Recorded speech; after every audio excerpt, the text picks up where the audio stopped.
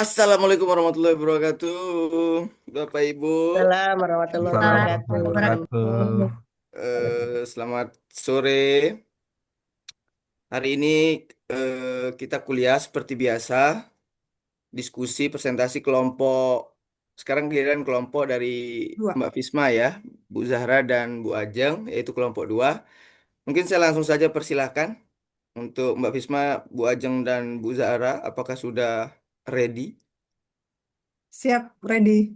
Oke, mungkin Baik, silakan. Bapak dan Ibu. Terima kasih, Bapak Moderator, Mas Rido. Assalamualaikum warahmatullahi wabarakatuh. Selamat sore, Waalaikumsalam Wabarakatuh. selamat sore dan salam sejahtera untuk kita semua. Alhamdulillah, pada kesempatan yang berbahagia ini kita masih diberikan kesehatan, rahmah, dan keberkahan dari Allah Subhanahu wa Ta'ala, sehingga kita bisa dalam keadaan sehat, kemudian kita dapat berkuliah di mata kuliah strategik ya, marketing.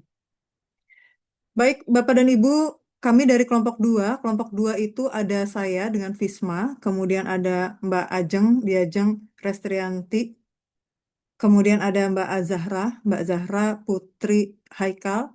Kami bertiga di sini akan menyajikan presentasi mengenai brand equity. Mohon maaf sebelumnya, apakah sudah terlihat Bapak Ibu yang saya share?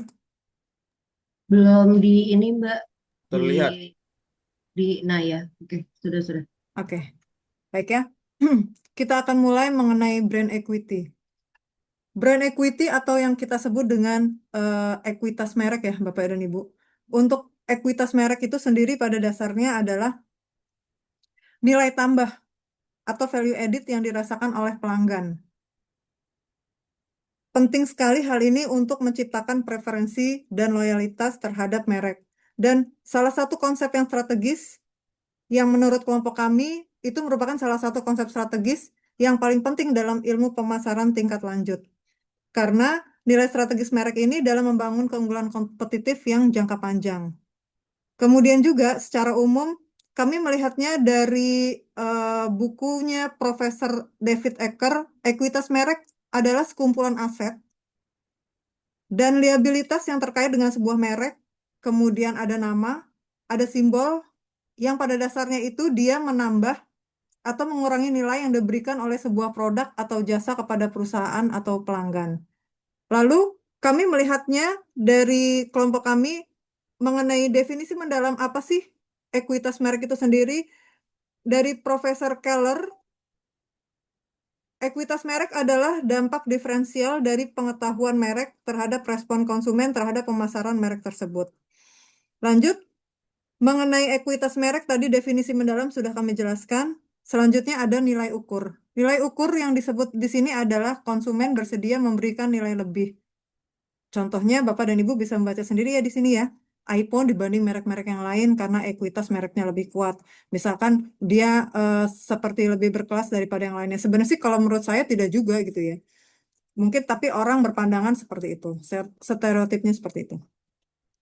Lalu mengenai ekuitas merek, ada namanya persepsi positif. Bagaimana merek dipersepsikan, kemudian merek dengan ekuitas kuat dapat membangun suatu kepercayaan. Selanjutnya, Bapak dan Ibu, komponen terhadap ekuitas merek. Kalau di sini kami melihat dari komponen ekuitas merek, yang pertama adalah brand awareness atau kesadaran terhadap merek itu sendiri. Seberapa dikenalnya merek, kemudian nanti kita akan membahas tadi kasus mengenai Gojek memiliki kesadaran yang sangat tinggi. Bagaimana Gojek dapat hidup terhadap teknologi yang ada di saat ini. Yang kami sebut dengan brand awareness di sendiri atau kesadaran merek itu pada dasarnya adalah tingkat pengenalan konsumen terhadap suatu merek. Tingkat pengenalan mereknya sendiri ya, Bapak dan Ibu ya. Kemudian juga ada perceived quality. Ada juga perceived quality ini kami sebutnya sebagai kualitas yang dirasakan, kemudian ada asosiasi terhadap merek sama loyalitas brand loyalitas atau loyalitas merek. Apabila kita melihat di sini loyalitas merek, pada dasarnya adalah kecenderungan konsumen untuk membeli ulang merek tersebut. Contohnya seperti ini, misalkan Bapak dan Ibu biasa menggunakan pasta gigi dulu sih dari zaman saya kecil selalu menggunakan Pepsodent ya. Mohon maaf saya sebut merek saja ya Bapak Ibu. Sampai akhirnya saya tapi sekarang sudah berubah sudah berubah haluan tidak menggunakan itu lagi karena biasanya kita sudah ada bagaimana caranya kita bisa menilai merek itu sendiri, kemudian dari fungsinya, dari manfaatnya seperti apa, kita sebagai konsumen sudah bisa menimbang-nimbang. Saya lanjutkan lagi mengenai manfaat ekuitas. Manfaat ekuitas merek di sini adalah harga yang premium.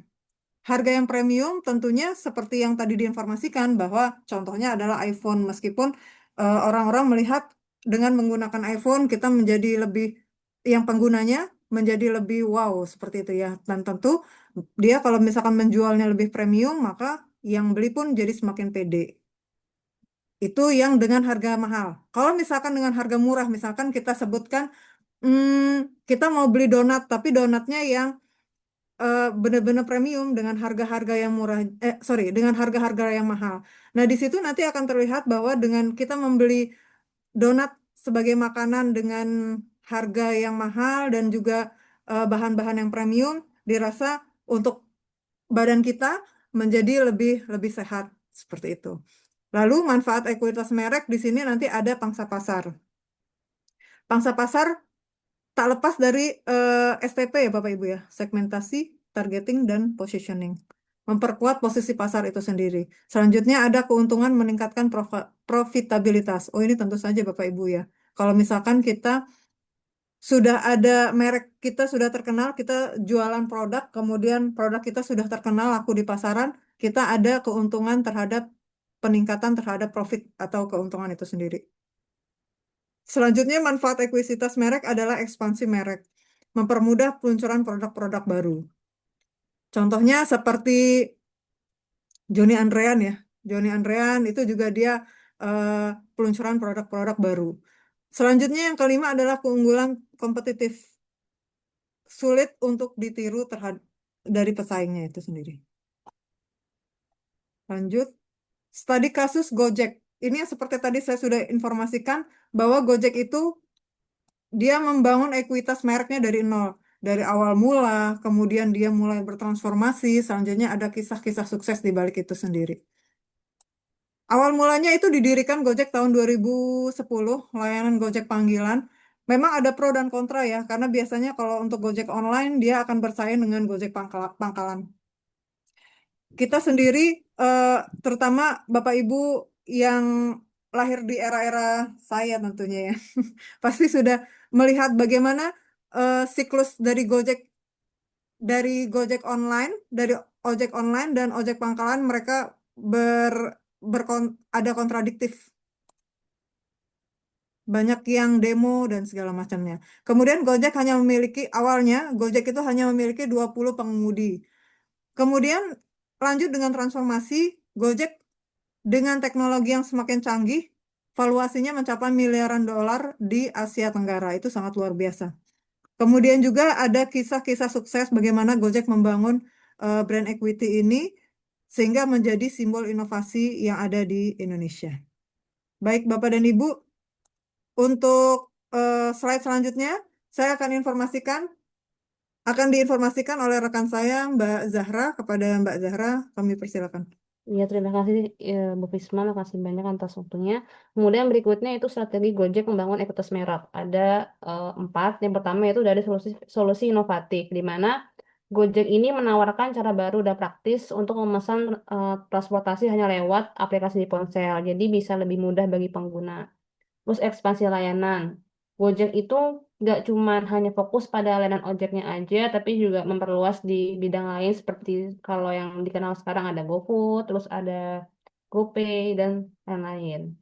Tujuannya itu supaya pengguna itu bisa mengakses berbagai macam kebutuhan dia, nggak hanya satu aja.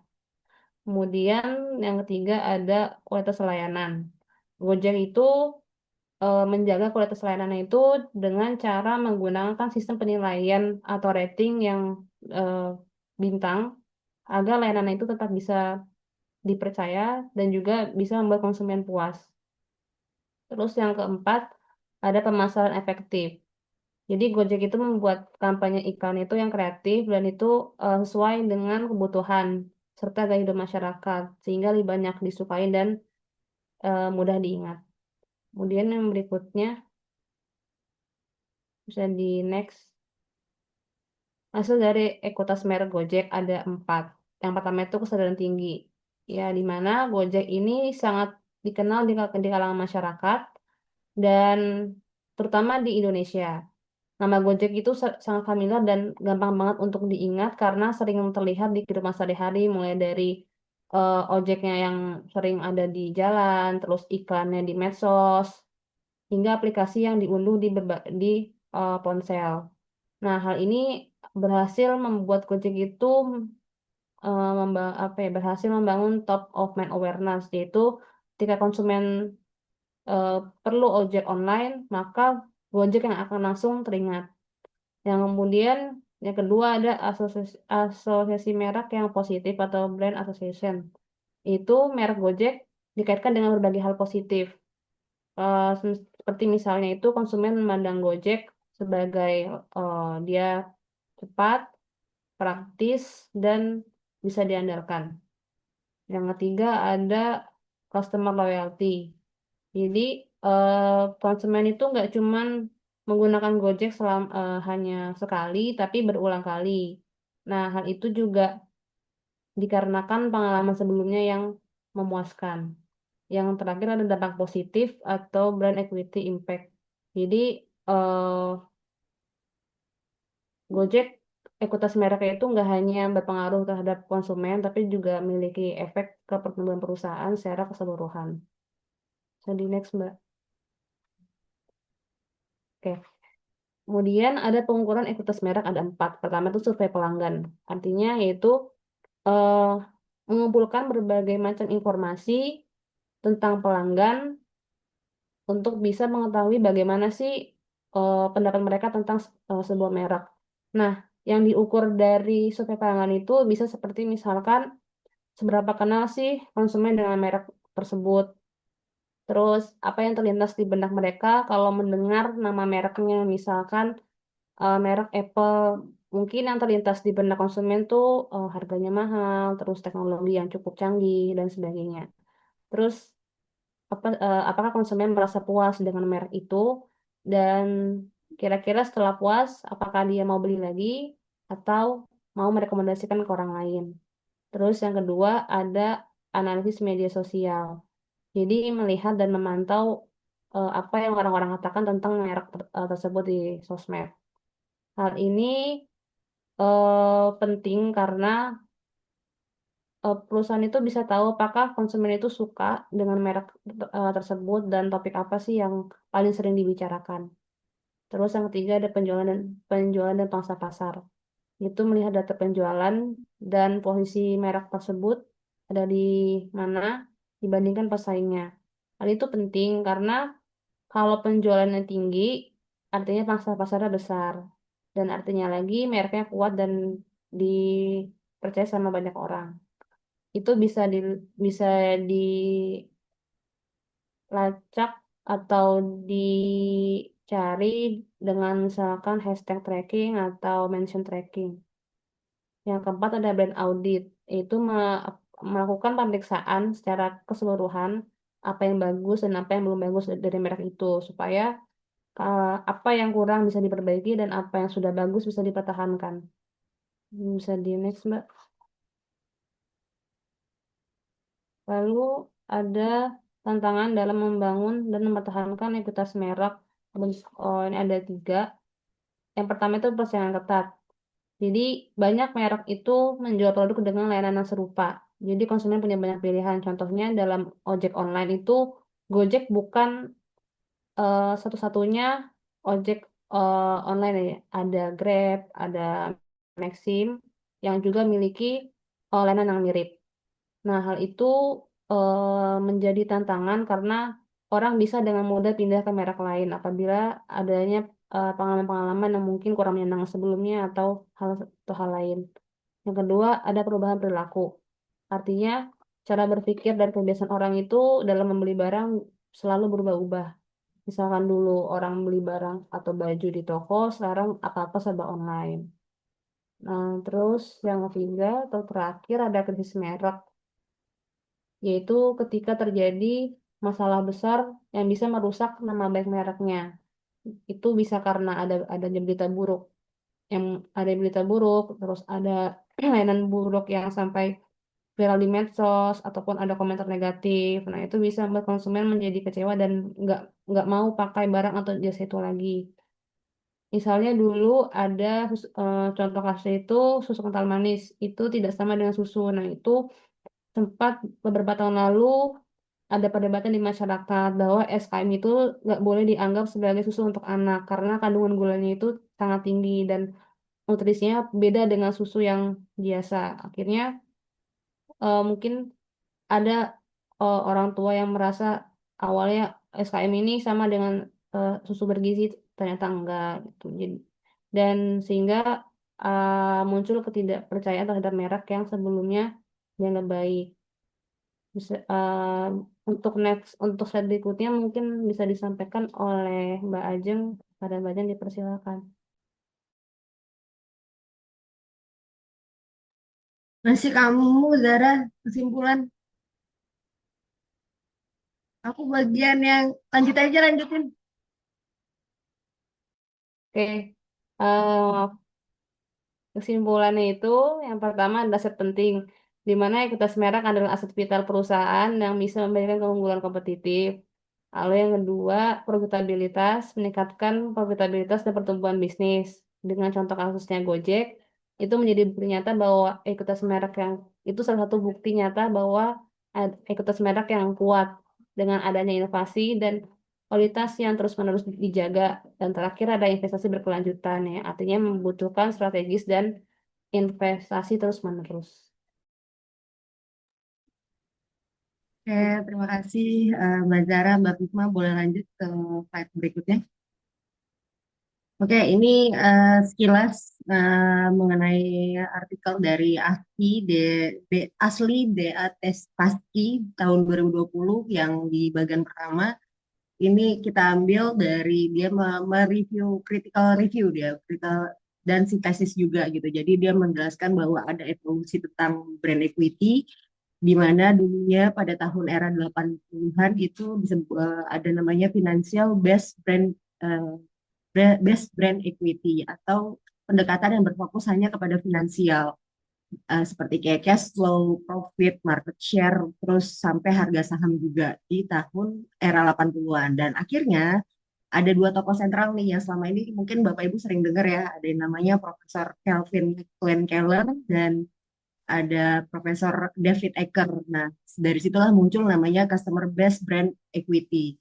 Nah, beliau ini menekankan lebih kepada brand equity harus menekankan pada persepsinya si konsumen itu sendiri sebagai aktivitas dari branding perusahaan. Nah, awal kemunculannya itu lebih banyak awalnya di tahun era 80-an memang tadi sudah disebutkan brand equity dan brand value itu sama, sinonim, kurang lebih sama digunakan. Ini dari artikel Tasky ya Bapak Ibu, ini sekilas saya jabarkan. Nah, tapi dan kemudian hasilnya pun juga yang dilihat sama si Tasky ini di era 90-an timbullah konsep persepsi CBBE ini. Jadi Profesor Kelvin Land Keller itu melihat ada sisi konsumen dan sisi pelanggan, ada dua yang berbeda gitu. Jadi persepsi yang dua berbeda. Nah, tapi akhirnya sama aja sih sebenarnya, cuman pelanggan lebih fokus ke loyalitas, tapi kalau konsumen secara garis besarnya konsumen umum. Nah, dari dua tokoh sentral tersebut dari tahunnya Prof. Ecker itu tahun 91 dan 96 dan Prof. Keller di tahun 93 dan 2003 mereka berdua menawarkan fondasi konseptual CBBE atau Customer Based Brand Equity itu yang melihat brand equity sebagai gabungan respon kognitif, afektif, dan konatif. Mungkin kemarin di pertemuan sebelumnya kita sudah pernah dibahas sama Mas Faruk ya mengenai apa sih gimana kayak kognitif, afektif, dan konatif ini tiga komponen utama yang membentuk sikap, perilaku, dan juga tindakan seseorang.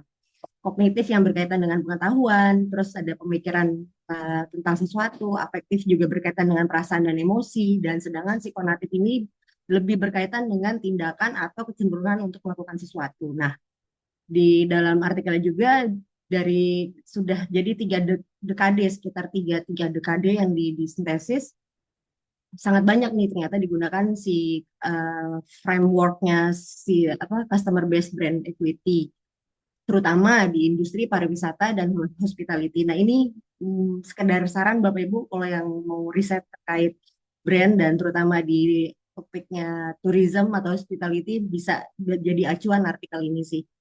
Nah, lalu di sini juga disebutkan bahwa mayoritas risetnya CBBA sejak Prof. Eker dan Keller ini pada konsumen dan pelanggan sebagai pemilik persepsi utama. Tapi sayangnya yang ditemukan gapnya ini adalah yang ditemukan bahwa selama ini hanya single subject, itu single stakeholder, fokusnya hanya konsumen, tapi ada kekurangan sebenarnya, ada stakeholder ada stakeholder lain yang harusnya sebenarnya bisa dijadikan pertimbangan. Nah, menurut ASKI juga jika brand equity itu hanya dilihat dari kacamata konsumen, kita tuh bisa kehilangan insight lah. Jadi insight penting dari kelompok lain yang tidak yang sebenarnya perannya besar, kayak contohnya kayak dari pegawainya itu sendiri, terus ada juga dari penduduk lokal itu sendiri. Kalau kita nggak masukkan itu akan kehilangan juga gitu ya, karena itu akan berdiri dari situ juga sebenarnya. Nah, terutama konteksnya yang di destinasi wisata ataupun destinasi kuliner dan segala macam. Nah, hal itu akan berdampak kepada pemahaman dan kekuatan atas reputasi merek tersebut. Nah, lalu ada juga rekomendasi juga dari si Taski bahwa frameworknya CBB ini harus memperluas cakupan stakeholder dan yang sebenarnya sudah pernah dibahas. Nah, ini bagian kedua adalah dari Unhold tahun 2002. Unhold itu sudah menjelaskan bahwa branding itu sudah memasukkan dalam intinya stakeholder gitu. Nah, sekilas mengenai si Simon Unhold ini, beliau adalah seorang profesor honorary profesor di University of East Anglia. Beliau juga merupakan pendiri dan penggagas dari istilah nation brands dan place branding. Nah, kalau di sini saya bahas di sini adalah kerangka nation branding. Nah, kerangkanya nation branding ini milik Unhold sebenarnya bisa dianggap CBBE atau Customer Based Brand Equity versi advance-nya atau versi makronya. Kalau yang tadi versi yang mikronya lebih ke konsumen, lebih mikronya. Nah, kalau ini kenapa bisa saya bilang ini ada lebih advance atau makronya? Karena semua stakeholder baik dari internal dan eksternalnya sudah dianggap sebagai sumber ekuitas merek itu sendiri, bukan hanya konsumen. Nah, menurut Arnold juga, nation branding tidak hanya soal promosi pariwisata atau slogan negara, tapi mencakup juga keterlibatan banyak pihak, mulai dari pemerintah, pelaku bisnis, konsumen itu sendiri, lalu ada warga negaranya, diaspora, dan yang lain. Nah, beliau juga sangat menekankan nih pentingnya kolaborasi multi stakeholder dan di dalam di dalam editorial pengantarnya dia juga mengajak bahwa kalau kita bisa bareng-bareng gitu ya warga negara benar-benar merasakan live the brand lah. Artinya setiap warga negara itu menjadi duta merek bangsanya sendiri gitu, baik dalam perilaku, budaya maupun kontribusi di kancah internasional. Lalu dengan pendekatan nation branding yang diperkenalkan oleh Simon Unhold ini, sebenarnya tujuannya adalah untuk menciptakan citra negara yang kuat, otentik, dan dipercaya sehingga dapat berdampak positif pada sektor ekonomi, sosial, budaya, hingga reputasi politik di mata dunia. Contohnya, kalau nation branding kita, Bapak Ibu, kalau saya tanya Jepang, mikirnya apa Bapak Ibu?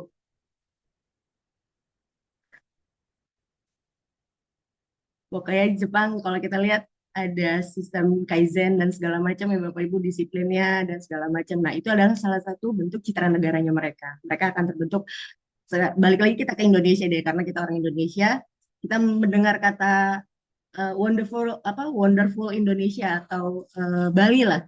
Kita pasti sudah mengingat oh ya budaya Bali seperti apa dan segala macam, karena memang itu adalah salah satu bentuk citra negara itu sendiri. Citranya brandingnya branding city atau place brandingnya si Bali itu sendiri. Seperti itu. Boleh lanjut ke Slide selanjutnya. Oke, nah ini akhirnya di si Tasci ini sudah menentukan nih dari 3 dekade belakangan yang dicek. Jadi sekitar ada 87 artikel yang disintesis sama sama si Tasci, sama beliau. Terdapatlah ternyata si BBE ini ada 5 komponen yang sangat utama digunakan sama peneliti-peneliti yang ada. Dari ribuan jadi disintesis jadi 87. Nah, sayangnya hanya fokus pada di fast moving consumer goods sama hospitality dan pariwisata dan layanan online dan digital retail. Dia hanya fokusnya membahas bagian sini aja teman-teman. Jadi nggak luas sih dan juga Sitasi juga menentukan nih bahwa sebenarnya yang dipakai komponen-komponen ini ada brand awareness atau familiarity kurang lebih sama nih sama dia menyesuaikan si konsepnya si Prof. Eker dengan Prof. Keller. Tapi ternyata dari 87 yang hanya digunakan seperti ini, Bapak Ibu.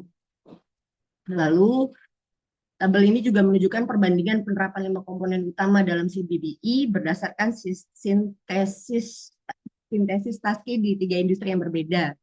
Lalu, nah ini setiap ada di bawahnya tuh bagian kolom paling bawah ada tambahan umum. Nah itu jadi setiap sektor tuh pasti memiliki tambahan komponen gitu ya. Meskipun kelima komponen utama dari awareness, image, perceptuality, value, terus atau perceived value, brand loyal itu pasti pada dipakai gitu. Tapi itu hanya sebagai dasar aja. Kadang dari konteks industri yang berbeda pun dia akan menambahkan gitu ya, beradaptasi lah sesuai dengan karakteristiknya masing-masing setiap atau kebutuhan industrinya masing-masing. Lebih seperti itu. Boleh lanjut,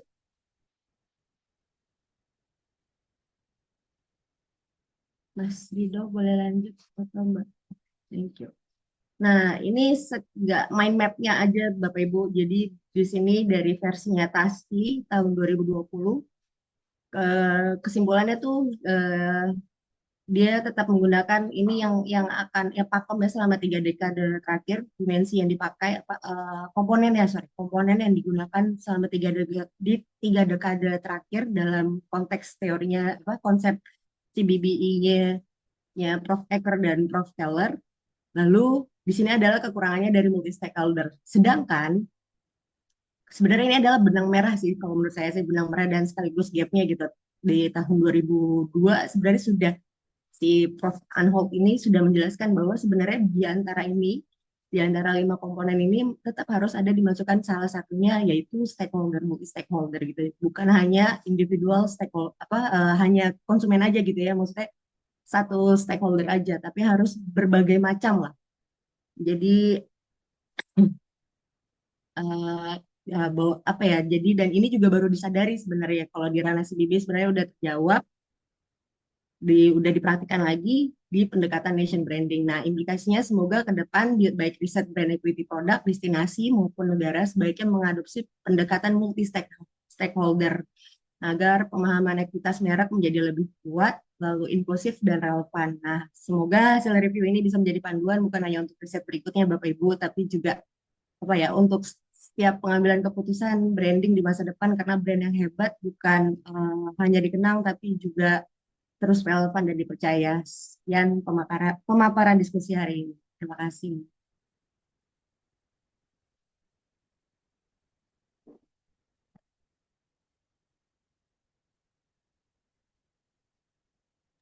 Terima Saya kasih. kembalikan lagi ke moderator. Saya lupa. Baik, eh, terima kasih eh, Mbak Zahra, Mbak Fisma, dan Mbak Ajeng yang sudah mempresentasikan materi yang sangat menarik sekali ya. Sudah sangat lengkap sekali. Mereka membahas terkait dengan ekuitas merek. Kurang lebih saya simpulkan ekuitas merek itu berkaitan dengan kekuatan atau power dari suatu merek, eh, dan juga bisa disebut sebagai aset yang harus dimiliki oleh suatu merek atau brand tersebut. Mungkin saya lanjut ke sesi berikutnya yaitu diskusi Bapak Ibu seperti biasa. Mungkin ada Bapak Ibu yang ingin berdiskusi dengan kelompok 2, silahkan melambaikan tangan atau memberikan senyuman atau mengeluarkan suara.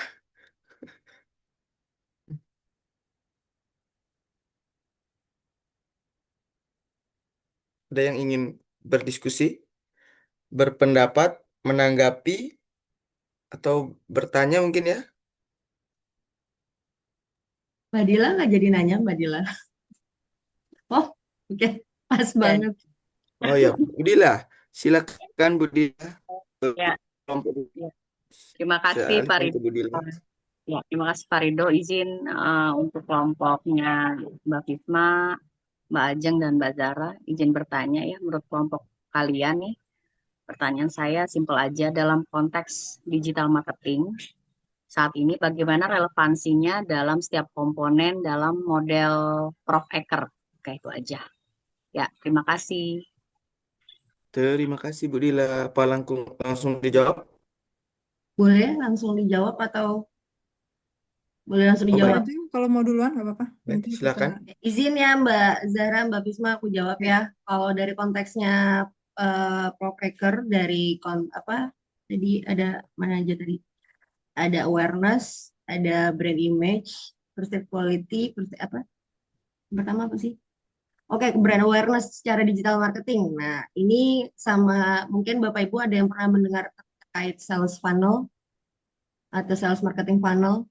Ada tahapannya di mana pertama adalah awareness. Ini kaitannya kurang lebih sama sih sebenarnya. Awareness itu biasanya orang yang lebih ini analoginya kayak kita jualan produk baru, misalkan saya jualan jam tangan emas emas emas putih lah anggaplah. Terus di dalamnya ada ya, atau ini jam yang ada ulernya tuh yang lagi-lagi ini banget dia bisa gerak-gerak.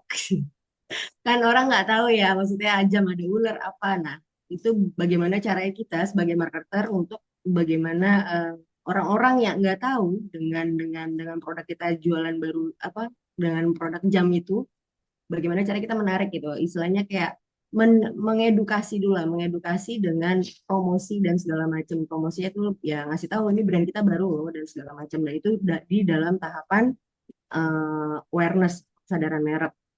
Nah, dari citra mereknya itu sendiri kita harus melihat dari sisi tahapan selanjutnya gitu ya. Apakah orang sudah mau consideration dan segala macam dan orang apa consideration itu dalam sudah mulai ada minat gitu ya. Sudah mulai bertanya-tanya bagaimana dan segala macam. Tapi berarti kan mereka sudah mulai setelah sudah aware dengan produk kita, mereka juga akan tahu oh apa image kita itu seperti apa nih jamnya di mata si konsumen. Lalu ada perceived quality. Yang jelas perceived quality dari sisi nilai. Kalau yang saya baca dari Profeker. Nah, dari sisi nilainya ini bagaimana menempatkan nilai kita kepada si konsumen tersebut gitu ya. Nah, menempatkannya itu apakah orang itu sudah akan mau dan masih menimbang lah. Setelah menimbang dia akan membuat keputusan nih. Keputusannya apakah tetap karena sudah melihat tahu nih, udah melihat kualitasnya dan segala macam gitu ya. Persepsi quality kita tuh seperti apa gitu di mata mereka. Apakah mereka mau membayar lebih mahal dengan produk yang ada atau tidak gitu ya apa ya disebutnya kalau membayar lebih gitu lah. Apakah mereka mau membayar lebih dengan mengeluarkan spend money gitu ya dengan mendapatkan sesuai dengan kebutuhan mereka gitu ya. Nah, di situ tahapan dari persep quality-nya itu. Di sales funnel pun juga seperti itu kurang lebih. Lalu ada perceived value. Nilainya apa sih yang mereka dapatkan gitu ya? Mereka mengeluarkan duit yang spend money banyak, value-nya apa gitu? Nilainya berdasarkan apa gitu? Apakah dari satisfied? Mungkin balik lagi ke dalam proses psikologinya itu ya, apa kognitif, afektif dan konatif gitu ya. Dari sini melihat dari sisi value-nya nilainya apa dan segala macam. Bagaimana kita juga yang tadi sudah sampaikan juga sama Mbak Risma mengenai STP gitu ya dari perceived value-nya gimana apa yang mau eh, apa sih yang setelah mereka dapatin gitu ya kalau mereka begitu kita biasanya sih ke unique selling USP kita sih dari sini posisinya. Nah biasanya ini adalah di tahapan funnel terakhir gitu Bapak Ibu untuk yang brand loyalty itu udah masuk ke dalam corong paling bawah gitu apakah setelah mereka merasakan perceive value-nya itu di dalam diri mereka bahwa oh ternyata gue beli mahal ya satu mungkin secara apa ya merasa jiwa sosialnya tuh lebih naik lah dan segala macam atau mungkin memang ada kebutuhan khusus buat dirinya mereka memuaskan dirinya mereka sendiri gitu. Nah biasanya orang-orang udah seperti itu dan dia akan kembali lagi gitu. Dia akan kembali lagi tanpa melihat kalau memang dia sudah loyal, biasanya tuh sudah di tahapan loyal gitu, loyal banget ya udah. Mereka akan kembali lagi ke kita untuk membeli barang apapun yang kita kita punya gitu ya. Memang kalau memang sesuai dengan konsumen kita gitu. Nah, lalu kembali lagi ke kita bisa jadi masuk ke level paling bawah lagi di advokasi. Advokasi itu lebih mengajak lagi, nah dia akan mereferral gitu ya. Dia dia akan jadi tim sales kita yang tanpa kita bayar istilahnya gitu lah. Tim sales kita dia akan mulai mengajak teman-temannya atau dan segala macam bahwa oh ini barangnya bagus kok jamnya segala macam. Kurang lebih seperti itu sih. Dan kalau dari sisi digital marketingnya. Dan itu biasanya digunakan mainnya apalagi kalau di advertising, dan di advertising juga memang ada di khususnya di Google Ads gitu ya, ada pilihan-pilihannya juga. Di objektifnya itu apa, awareness kah atau di conversion kah gitu ya, atau di mana. Dan itu berlaku juga sebenarnya di platform media sosial lainnya juga gitu. Kalau biasanya kalau di platform media sosial pun juga dia terutama media sosial itu sebenarnya lebih ke awareness bukan di conversion. Conversion tuh udah masuk kayak orang udah mulai menimbang-nimbang untuk membeli dan atau enggak gitu. Kalau itu hanya sebatas itu sih, kurang lebih seperti itu. Mungkin bisa ditambah Mbak Fisma. Ya, Mbak Fisma Mbak, dulu. mau tambahin sedikit boleh ya? Ya boleh Mbak. Karena terkait dengan digital marketing yang saat ini sedang happening, eh, tadi Mbak Dila menginformasikan atau menanyakan sebenarnya bagaimana sih relevansinya digital marketing ini dalam komponennya yang tadi kami sudah jelaskan, komponen ekuitas merek dari Prof. David Ecker. Saya sih sebenarnya mau menambahkan lagi dari 4 yang tadi sudah diinformasikan sama Mbak Ajeng, ada satu lagi mengenai brand asosiasi atau asosiasi merek.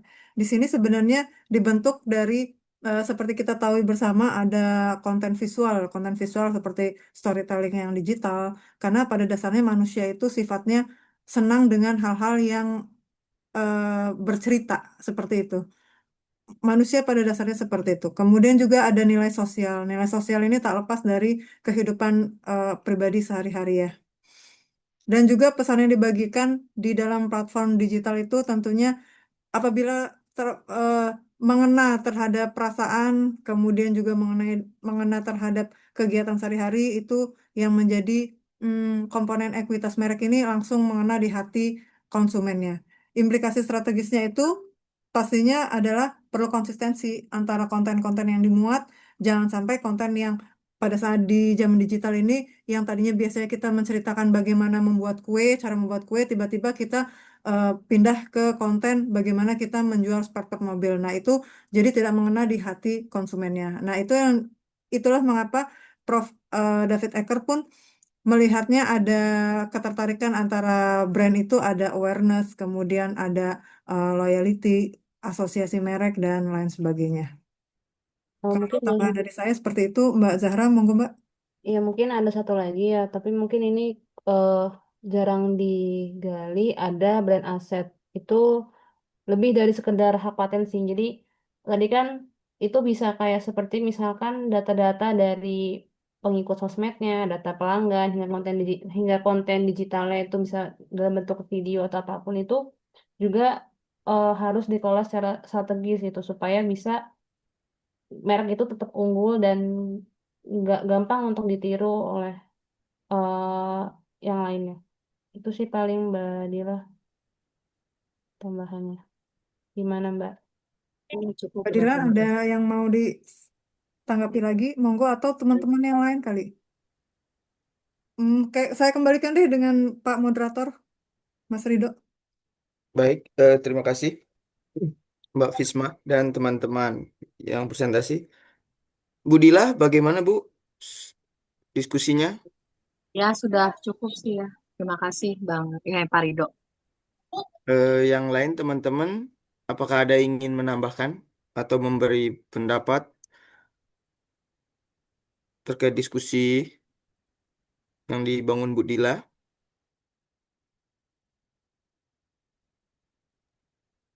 Oke, ada yang angkat tangan.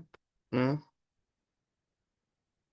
Berarti pertanyaan Bu Dila kita selesaikan, apa? Kita sudahi ya. Kita ke next ke Mas Doni. Selanjutnya, Mas Doni. Silakan Mas. Mau menanggapi atau bertanya Mas Doni?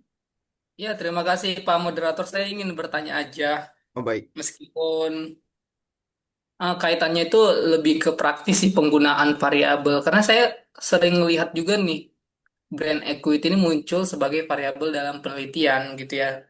Cuma takutnya saya salah nanti bagaimana menempatkan brand equity ini ketika saya meneliti gitu kan. Apalagi mengenai tourism. Nah, di komponen itu kan ada empat. Nah, keempat-empatnya ini juga muncul sebagai variabel gitu kan. Kan ada juga tuh brand awareness gitu. Saya juga pakai gitu ya. Atau quality gitu kan. Nah, pertanyaan saya kepada penyaji gitu ya. Apakah selalu nih ketika misalnya keempat komponen ini dijadikan variabel, apakah selalu nanti tarikannya itu ke brand equity gitu. Karena atau apakah bisa berdiri sendiri-sendiri tanpa merepresentasikan si brand equity-nya gitu. Gitu. Entah nanti brand equity-nya sebagai sebagai apa? Mediating apa atau sebagai Z-nya juga nggak masalah. Yang penting apakah keempat komponen ini harus selalu merepresentasikan brand equity gitu. Karena ada juga kan orang yang pakai cuma brand awareness tapi mereka nggak mengaitkan itu sama brand equity gitu aja sih. Baik. Terima kasih Mas Doni. Bagaimana eh, Mbak Fisma dan teman-teman? Saya izin menanggapi pertanyaannya Mas Doni, boleh ya? Sedikit. Boleh, silakan. Untuk yang tadi Mas Doni menginformasikan apakah ekuitas merek ini harus selalu menjadi poin utama ya, istilahnya seperti itu ya. Kalau saya lihatnya sih tidak juga, karena pada dasarnya ekuitas merek bisa dikaitkan dengan variabel-variabel lainnya dan bukan hanya untuk yang Y-nya, tapi juga bisa sebagai moderat atau mediasinya. Seperti itu sih Mas Doni kalau dari pemikiran saya ya Mas Doni. Atau mungkin dari Mbak Mbak Ajeng rekan saya dan Mbak Zahra silakan ditanggapi Mbak. Saya menambahin aja, eh, kalau yang saya baca, ini sependek sepengetahuan saya, kalau terkait dengan si BBI ini sendiri, memang harus sebenarnya konteksnya balik lagi ke si BBI brand brand equity-nya itu. Tapi beda cerita kalau memang tidak menggunakan dari teori yang ada si BBI gitu. Jadi tergantung objeknya mau apa dulu nih. Maksudnya dari apalagi di sini Tasti juga menyarankan yang tadi sudah saya paparkan di artikel yang pertama, Kitaski juga menyarankan apabila menggunakan di destinasi, kalau apalagi konteksnya menggunakan si teorinya Prof. Eker dan Prof. Keller terkait CBB tersebut, memang harus pada intinya adalah eh, ini dijadikan indikator dan atau dimensi lah komponen ini gitu untuk brand loyalty, brand awareness dan segala macam. Mungkin nanti kalau Mas Doni mau baca detail nanti bisa kita kasih ya Mbak Fisma ya nanti ya untuk masalah ini. Ini Boleh, lumayan karena sangat. bagus, menarik sekali sih kalau menurut saya ya untuk artikelnya tuh yang mencari adalah Mbak Ajeng, Masya Allah, bagus sekali. Boleh Mbak kalau misalkan mau di-share ke teman-teman. Ya, nanti di grup mungkin. Jadi memang dia juga mensintesis dari 30 tahun perkembangan evolusinya si brand equity ini apa si BBI, sorry. Dia lebih fokus kepada si BBI-nya ini. Jadi benar tadi kata Mbak Bisma kalau sebenarnya balik lagi mau pakai si BBI-nya atau hanya menggunakan brand awareness-nya juga. Jadi nanti bisa disesuaikan lagi. Tapi kalau dari versinya Taski ini dia menyarankan ketika menggunakan si BI khususnya di destinasi atau hospitality lebih baik seperti apa namanya yang di slide terakhir tadi yang ditampilkan kurang lebih seperti itu. Begitu Mas Doni. Mbak Zara mungkin bisa ditambahkan Mbak Zara. Udah cukup mewakili semua Mbak tadi ngomong itu juga soalnya. Morning Strap, bulan. Baik, gimana Mas Doni atau Bapak Ibu? Ada yang ingin menambahkan? Oh iya, Pandi ya, silakan Pandi. Terima kasih. Menyangkut yang pertama dan kedua, kalau boleh saya tambahkan sebatas pengetahuan saya. Kalau dalam konteks digital marketing berarti kita masuk pada ada yang dinamakan viral, ada juga yang dinamakan kampanye kampanye iklan, ada juga mungkin influencer dan lain sebagainya, lain sebagainya.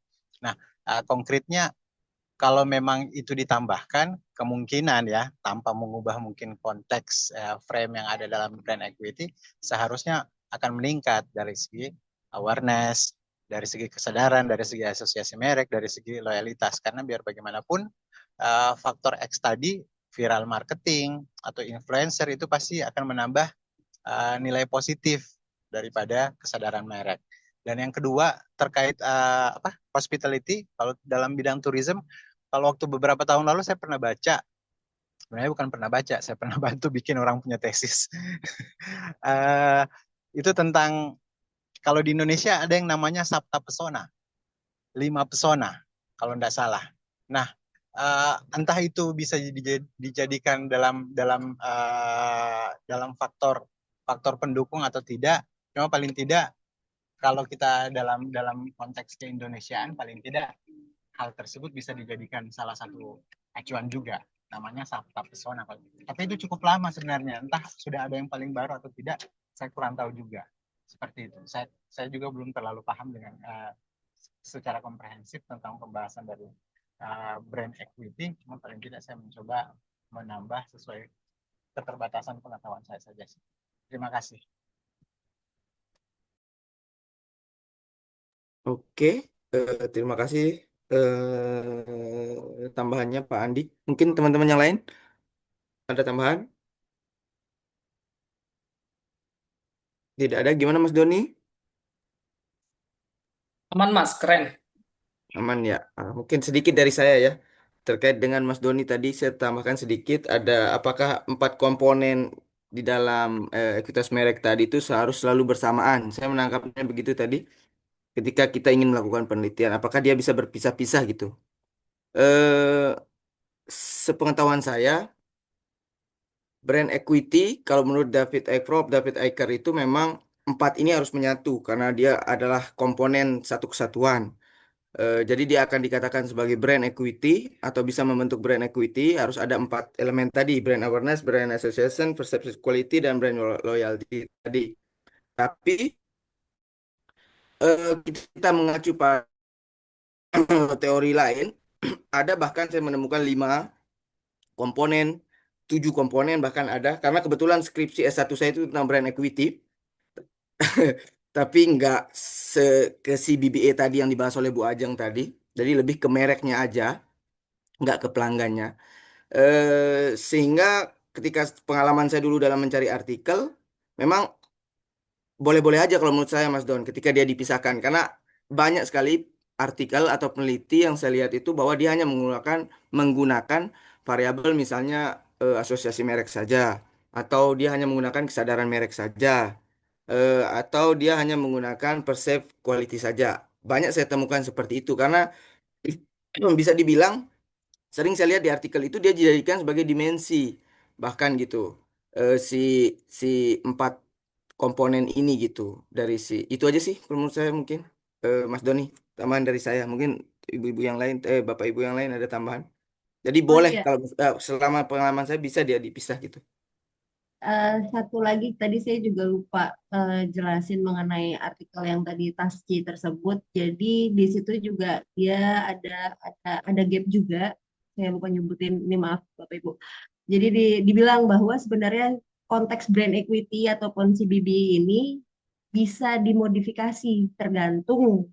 Nah, tapi sayangnya menurut menurut menurut si ini kritikalnya mereka si Tasji tersebut, dia mengkritiki bahwa sayangnya dari 30 tahun berjalan selama dia cek si BB konsepnya Prof. Eker sama Prof. Keller itu nggak pernah ada yang sesuai pakai dimensinya gitu dari empat ya, beliau menggunakan 4 dimensi tersebut, nggak ada yang spesifik sama gitu. Mostly itu malah justru itu yang bikin menarik. Jadi disarankan di dalam artikel tersebut juga dia menyarankan bahwa harus bisa sesuai gitu dari bisa digeneralisasi untuk semua konteks industri.